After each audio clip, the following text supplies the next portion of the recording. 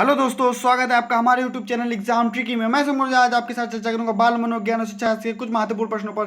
दोस्तों ये प्रश्न जो है वह सीटेट और टेट दोनों परीक्षाओं में काफी बार पूछे गए प्रश्न है और काफी इंपॉर्टेंट प्रश्न है। काफी बार आने की इनकी संभावनाएं भी बनी रहती हैं और इनसे रिलेटेड काफी बार प्रश्न पूछे भी गए हैं। दोस्तों अगर आप हमारे चैनल में पहली बार विजिट करें दोस्तों, चैनल को सब्सक्राइब कर लीजिए, साथ ही साथ बेल आइकन प्रेस कर लीजिए जिससे कि नए वीडियो की नोटिफिकेशन आपको समय से मिलती रहे। अगर आपको वीडियो अच्छा लगता है तो लाइक कर दीजिएगा और ज़्यादा से ज़्यादा शेयर कर दीजिएगा।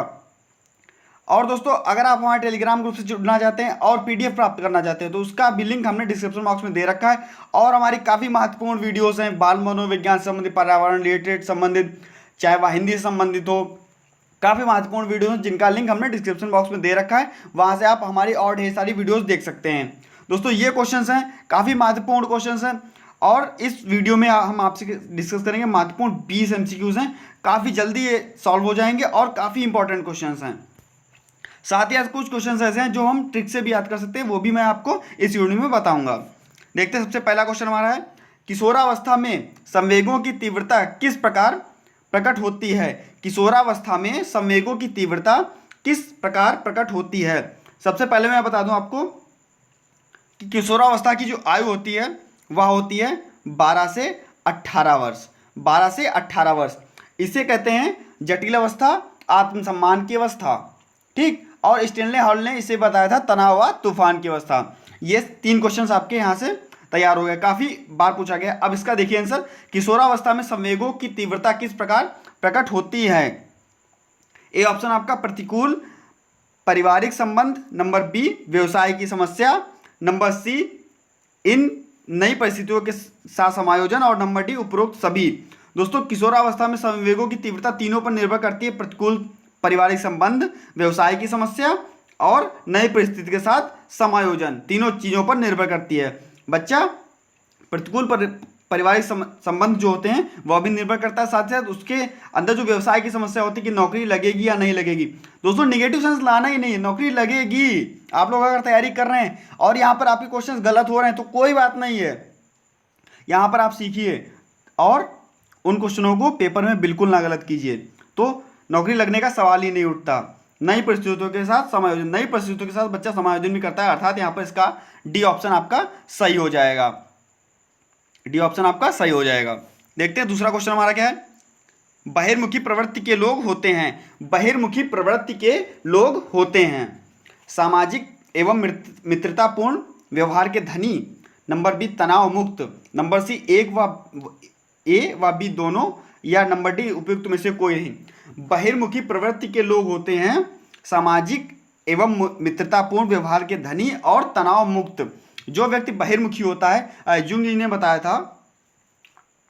बताया था जो इनके 3 भागों में बांटा था, व्यक्ति के जो उनकी प्रवृत्तियां थी उनको 3 भागों में बांटा था, बहिर्मुखी, अंतर्मुखी और उभयमुखी।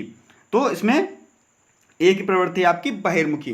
तो बहिर्मुखी वह होगा जो व्यक्ति हर किसी चीज़ को, अपनी बातों को शेयर करेगा। अंतर्मुखी वह होगा जो किसी बातों को शेयर नहीं करेगा, और उभयमुखी जो दोनों चीज़ों में होता है। तो मान के चलिए जो बहिर्मुखी होगा वह अच्छा संबंध बनाएगा, अच्छे सामाजिक उसके संबंध होंगे, तो मित्रतापूर्ण होगा वह, और व्यवहार में धनी भी होगा। और जब बहिर्मुखी होगा सारी चीज़ों को अपनों बता देगा तो वह तनाव से भी मुक्त रहेगा, अर्थात यहाँ पर सी ऑप्शन आपका सही होगा। देखते हैं तीसरा क्वेश्चन, काफी इंपॉर्टेंट दोस्तों क्वेश्चन है, वीडियो का अंत तक देखिएगा। 20 के 20 क्वेश्चन ऐसे हैं जो काफी बार मान के चलिए पूछे गए हैं और पूछे जाने की संभावना है इनकी बनी जरूर रहती है। देखते हैं, सामाजिक पैमाने की विधि के अनुसार इसमें से सुपरस्टार अतिमानव वह है जो, सुपरस्टार जिसको बोलते हैं या अतिमानव वह है जो, सामाजिक पैमाने की विधि से सुपरस्टार या अतिमानव वह है जो, नंबर ए ज़्यादातर लोगों द्वारा चयनित किया जाता है, नंबर बी जिसका विविध जोड़ों द्वारा चयन किया जाता है, या ए और बी दोनों, या डी उपयुक्त में से कोई नहीं। दोस्तों सामाजिक पैमाने की विधि के अनुसार सुपरस्टार वह होता है जो ज़्यादातर लोगों के द्वारा चयनित किया जाता है, अर्थात आपका ए ऑप्शन सही हो जाएगा। देखते हैं चौथा क्वेश्चन, व्यक्तित्व के मूल्यांकन हेतु प्रयुक्त शब्द सहचर्य परीक्षण का प्रयोग किसने किया और किस वर्ष में किया। व्यक्तित्व का मूल्यांकन हेतु शब्द साहचर्य परीक्षण का प्रयोग, शब्द साहचर्य परीक्षण का प्रयोग किसने किया? नंबर ए ऑप्शन आपका जंगानिस 1992 में, नंबर बी पेवलव 1922 में, नंबर सी स्किनर और नंबर डी जुंग। तो यह दोस्तों ऑप्शन आपके चला जाएगा जुंग के साथ में, अर्थात डी ऑप्शन आपका सही हो जाएगा। देखते हैं पांचवा क्वेश्चन। दोस्तों पांचवा क्वेश्चन काफी महत्वपूर्ण क्वेश्चन है। निम्नलिखित में से कौन सा विकासात्मक कार्य उत्तर बाल्यावस्था के लिए प्रयुक्त नहीं है? उत्तर बाल्यावस्था के लिए प्रयुक्त नहीं है। एज क्या होगी? बाल्यावस्था, उत्तर बाल्यावस्था 5 से 12 के बीच में, 5 से 12 के बीच में एज होगी आपकी। और इसे मित्रावस्था भी कहते हैं, जीवन का अनोखा काल भी कहते हैं। हाँ, तो देखते हैं विकासात्मक कार्य उत्तर बाल्यावस्था के लिए उपयुक्त नहीं है। देखिए ऑप्शन, सामान्य खेलों के लिए शारीरिक कुशलताएं सीखना, पुरुषोचित, दोस्तों या तो उपयुक्त होगा, ठीक। और उसके बाद में पुरुषोचित या स्त्रियोचित सामाजिक भूमिकाओं को प्राप्त करना नहीं हो सकता ये। और नंबर सी वैयक्तिक विभिन्नता, वैयक्तिक आत्मनिर्भरता प्राप्त करना हो सकता है दोस्तों।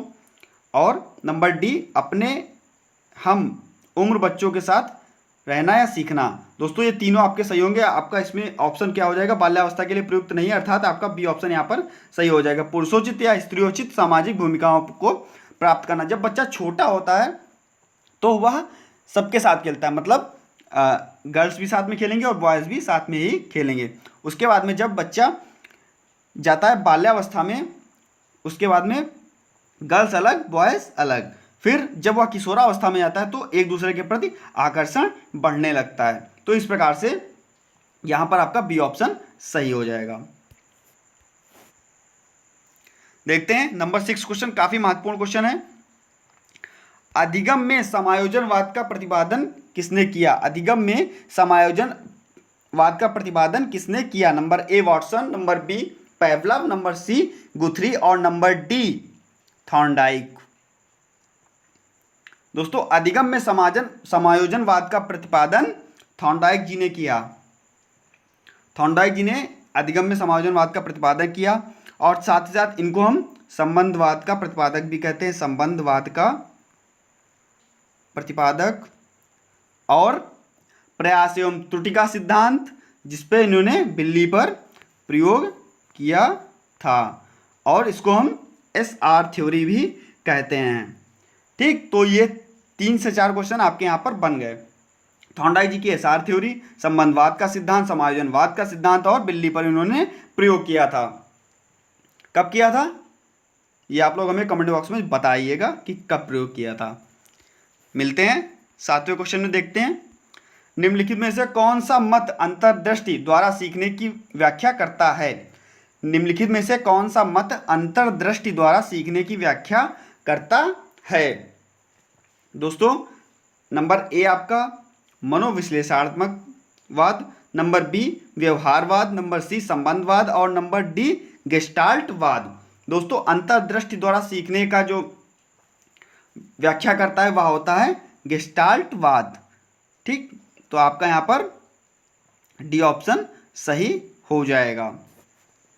आगे देखते हैं शैक्षिक विकास में मूल्यांकन का अर्थ क्या है? शैक्षिक विकास में मूल्यांकन का अर्थ क्या है? एक सेकंड रुकिएगा थोड़ा। हाँ ठीक। शैक्षिक विकास में मूल्यांकन का अर्थ क्या है? नंबर ए ऑप्शन आपका है छात्रों का प्रगति का आकलन, नंबर बी कक्षा अभिलेखों का मूल्यांकन, नंबर सी कार्य निष्पादन का मूल्यांकन, नंबर डी ज्ञान क्षमता का मूल्यांकन। शैक्षिक विकास में मूल्यांकन का अर्थ है नंबर ए, बी या सी या डी। दोस्तों शैक्षिक विकास में मूल्यांकन का जो अर्थ होता है वह है ज्ञान क्षमता का मूल्यांकन, ज्ञान क्षमता का मूल्यांकन। आगे देखते हैं नंबर 9 क्वेश्चन बहुत ही महत्वपूर्ण है। वैयक्तिक विभिन्नता का अर्थ है, वैयक्तिक विभिन्नता का अर्थ क्या होता है? बच्चा एक दूसरे से भिन्न होता है। अब देखते हैं इसमें ऑप्शंस क्या हैं। 2 व्यक्तियों में शारीरिक भिन्नता होना, नंबर बी कोई 2 व्यक्ति शारीरिक मानसिक योग्यता और संवेगात्मक दशा में समान और एक जैसे नहीं होते हैं। ऑप्शन ये आपका सही हो सकता है। नंबर सी आपका है, कोई दो व्यक्ति शारीरिक मानसिक योग्यता में समान और एक जैसे होते हैं, उपयुक्त में से कोई नहीं। दोस्तों यहाँ पर बी ऑप्शन आपका सही हो जाएगा। यहाँ तक कि ट्विंस जो जुड़वा बच्चे भी होते हैं, जो जुड़वा बच्चे भी होते हैं एक तरह से दिखने में, जिसको मम्मी भी ना पहचान पाती हो, एक को पकड़ के 2 बार 3 बार 4 बार 5 बार नहला दिया, दूसरा बेचारा ऐसे ही बैठा रहा, उसको नहलाया तक नहीं गया, उसकी माँ भी उसको ना जान पाए, उसमें भी व्यक्तिक विभिन्नता होती है, चाहे वह शारीरिक हो, मानसिक हो, संवेगात्मक हो।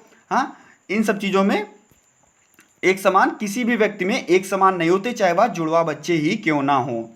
देखते हैं 10वां क्वेश्चन हमारा, काफी महत्वपूर्ण क्वेश्चन है, काफी बार पेपर में पूछा गया दोस्तों। यार, किसने सीखने के 8 सिद्धांत का प्रतिपादन किस पर प्रयोग किया? दोस्तों किसने 8 सिद्धांत का प्रतिपादन किस पर प्रयोग किया? 8 सिद्धांत का जो प्रतिपादन किया गया वह किस पर प्रयोग किया गया? 8 सिद्धांत का प्रतिपादन। अब दोनों चीजें मुझे बताइएगा, 8 सिद्धांत का प्रतिपादन किसने किया? 8 सिद्धांत का प्रतिपादन किया था स्किनर जी ने। किसने? स्किनर जी ने। अब आप लोग ये बता देंगे कि स्किनर ने प्रयोग किस पे किया था? सीधी सी बात है, स्किनर ने चूहे पे प्रयोग किया था। आपका यहाँ पर बी ऑप्शन सही हो जाएगा। अब देख लीजिए, आप लोग याद कैसे रखेंगे?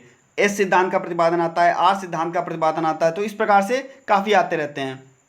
देखिए, जो आर यहाँ पर देख लीजिए और स्किनर आर यहाँ पर होता है, तो आर ये और आर ये, रैट का चूहा और स्किनर में रा, आर। ठीक, तो ऐसे आप अगर याद करना चाहते हो तो याद कर लीजिए, बाकी अपनी आप ट्रिक बना सकते हैं, वो बना लीजिए, कोई दिक्कत नहीं है। जो होती है अपनी ट्रिक होती है वो सबसे बेटर होती है, सबसे अच्छी होती है। तो कोशिश किया कीजिए आप लोग कि अपनी ट्रिक बनाया कीजिए, कैसे भी बनाइए आप लोगों को याद रहना चाहिए, पेपर में क्वेश्चन आपको सॉल्व करना है, क्वेश्चन आपको टिक करना है, ना कि उस पर बैठ के मंथन करना है। देखते हैं, हावर्ड गार्डनर का बुद्धि का सिद्धांत पर बल देता है। जो हावर्ड गार्डनर जी का था बुद्धि का सिद्धांत, वह किस पर बल देता है?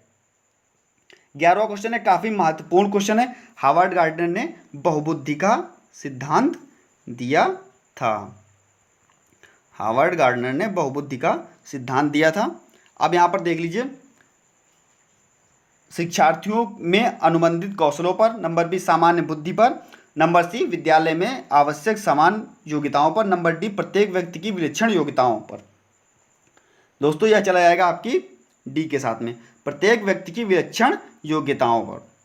हावर्ड गार्डनर की बुद्धि का सिद्धांत प्रत्येक व्यक्ति की विलक्षण योग्यताओं पर बल देता है, अर्थात आपका डी ऑप्शन सही हो जाएगा।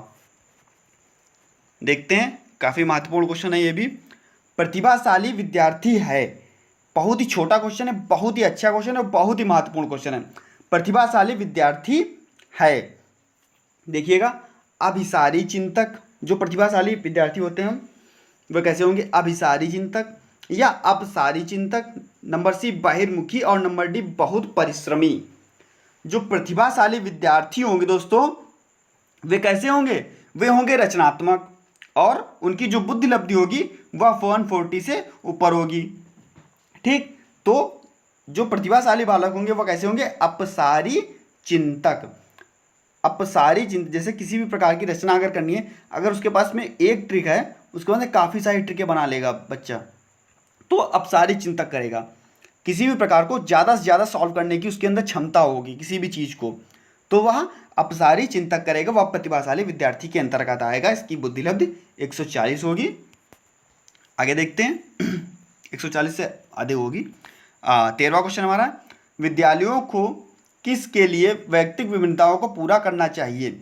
विद्यालयों को किसके लिए व्यक्तिगत विभिन्नताओं को पूरा करना चाहिए? काफ़ी बार ये मैं क्वेश्चन करा चुका हूँ कि यदि कोई बच्चा, मान लीजिए एक क्वेश्चन ऐसे भी आता है, यदि कोई बच्चा आपकी क्लास में बैठ नहीं रहा है, आपके घंटे में बैठ नहीं रहा है, आपकी क्लास नहीं कर रहा है और आपकी क्लास छोड़ के जा रहा है, तो आप क्या करेंगे? काफ़ी बार मैं क्वेश्चन करा चुका हूँ, सेम उसी से संबंधित क्वेश्चन है। अभी उसका भी आंसर बताऊंगा और इसका भी आंसर आप लोग खुद बताएंगे। कमेंट बॉक्स में बताइए कि इसका आंसर क्या है। विद्यालयों को किस प्रकार के लिए व्यक्तिगत विभिन्नताओं को पूरा करना चाहिए? जो व्यक्तिगत विभिन्नताएं हैं उसको किस प्रकार बच्चों के लिए पूरा करना चाहिए? देखिए, व्यक्तिगत शिक्षार्थी को विशिष्ट होने की अनुभूति कराने के लिए। दोस्तों नेगेटिव सेंस में जा रहा है ये, बिल्कुल नहीं होगा। किसी भी बच्चे को हमें विशेष प्रकार की अनुभूति नहीं करानी है, विशिष्ट अनुभूति नहीं करानी कि ये बच्चा विशेष है, हमें नहीं बताना है, तो यह निगेटिव सेंस में जा रहा है, अर्थात यह नहीं होगा। काफ़ी महत्वपूर्ण क्वेश्चन है। नंबर बी, वैयक्तिक शिक्षार्थियों के मध्य खाई को कम करने के लिए नहीं हो सकता दोस्तों। नंबर सी, शिक्षार्थियों के निष्पादन और योग्यताओं को समान करने के लिए। दोस्तों ये हो सकता है, मगर डी ऑप्शन देखते हैं क्या है। यह समझने के लिए कि क्यों शिक्षार्थी सीखने के योग्य है या अयोग्य है। दोस्तों यह समझने के लिए कि क्यों शिक्षार्थी सीखने के योग्य है या अयोग्य, हम उस चीज़ को सीखेंगे, हम यह समझेंगे कि वह सीखने में कितनी योग्यता दिखा रहा है या नहीं दिखा रहा है। जैसे मैंने अभी आपको बताया था कि यदि आपकी क्लास से कोई बच्चा बाहर जा रहा है, आपकी क्लास को छोड़ रहा है, तो आप लोग क्या करेंगे, उसके कारण को जानेंगे कि उसका कारण क्या था। इसी प्रकार से यहाँ भी व्यक्ति विभिन्नताओं को अगर हमें उसको पूरा करना है, उसकी सारी नीड्स पूरी करनी है, तो हम यह समझेंगे कि उसके अंदर वह योग्यता है कि नहीं, जिस योग्यता से हम उसको सिखा रहे हैं। अर्थात यह डी ऑप्शन के साथ में आपका चला जाएगा। बहुत इंपॉर्टेंट क्वेश्चन था। आगे देखते 14वां क्वेश्चन, निम्नलिखित में से कौन सा बुद्धि के मापन में प्रयोग नहीं किया जा सकता। बुद्धि के मापन में प्रयोग नहीं किया जा सकता। देखते हैं, प्रश्न का उत्तर देने में लगने वाला समय। नंबर बी, विद्यार्थी की अनुकूलन दशा। नंबर सी, विद्यार्थियों के शिक्षण का ध्यान आकर्षण करने की योग्यता। और नंबर डी, पियाजे संबंधी कार्य। बुद्धि के मापन में प्रयोग नहीं किया जा सकता। क्वेश्चन काफ़ी इंपॉर्टेंट है, तो वो ये है आपका नंबर सी, विद्यार्थियों के शिक्षक का ध्यान आकर्षण करने की योग्यता। बाकी सारे प्रयोग किए जा सकते हैं। प्रश्न का उत्तर देने में लगने वाला समय, विद्यार्थी के अनुकूलन क्षमता और पियाजे संबंधित कार्य, सारी चीज़ें की जा सकती हैं, लेकिन विद्यार्थी की शिक्षण व ध्यान करने की योग्यता आप मापन में प्रयोग नहीं कर सकते। आगे देखते हैं, काफ़ी महत्वपूर्ण क्वेश्चन है ये भी।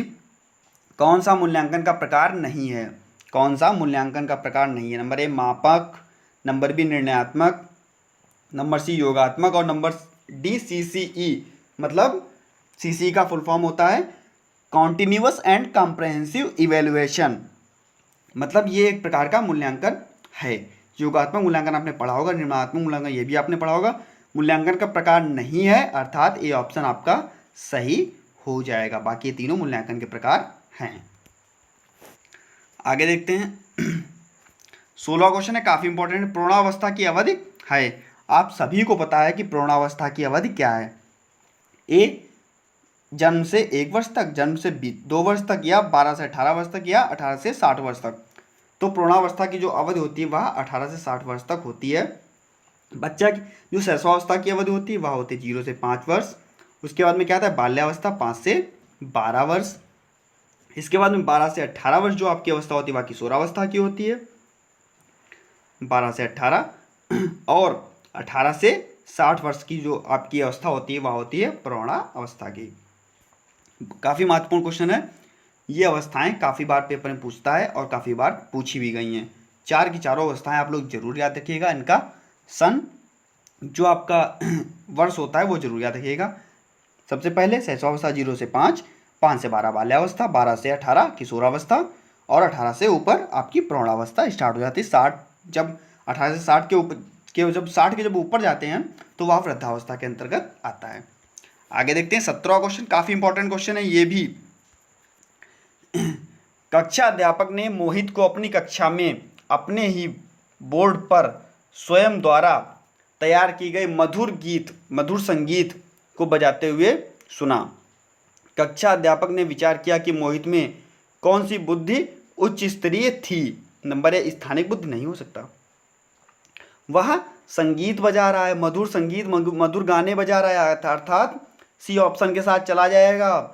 संगीतिक बुद्धि अधिक होगी, संगीतमय बुद्धि अधिक होगी। आगे देखते हैं, बहुत इंपॉर्टेंट दोस्तों क्वेश्चन है, 18वां क्वेश्चन है। सृजनात्मकता मौलिक परिणामों को अभिव्यक्त करने की मानसिक प्रक्रिया है। सृजनात्मकता मौलिक परिणामों को व्यक्त करने की मानसिक प्रक्रिया है, या कथन है। दोस्तों यह कथन किसका है, ऑप्शन देखिएगा, नंबर ए कॉल एवं वुरस का, नंबर बी ड्रेवर का, नंबर सी वॉटसन का और number D crow and crow का। दोस्तों यह क्रो एंड क्रो के साथ में चला जाएगा, नंबर डी के साथ में सृजनात्मकता मौलिक परिणामों को अभिव्यक्त करने की मानसिक प्रक्रिया है। और क्रो एंड क्रो जी ने क्या कहा था, 20वीं सदी को बालक की शताब्दी कहते हैं, यह भी क्रो एंड क्रो जी का है। और साथ ही साथ शिक्षा मनोविज्ञान जन्म से वृद्धावस्था तक का अध्ययन है, यह भी क्रो एंड क्रो जी का ही कथन है। आगे देखते हैं, काफ़ी महत्वपूर्ण क्वेश्चन अभी मैंने आपको आर थ्योरी के बारे में बताया था, हाँ रैट के बारे में बताया था कि स्किनर जी का है। आगे देखते हैं एस टाइप के जनक, मैंने वहाँ पर भी आपको चर्चा की थी, आर और एस काफ़ी पूछे जाते हैं। मनोवैज्ञानिक की एस टाइप के जनक हैं, number A Skinner, number B Woodworth, number C Watson और नंबर डी पैवलव।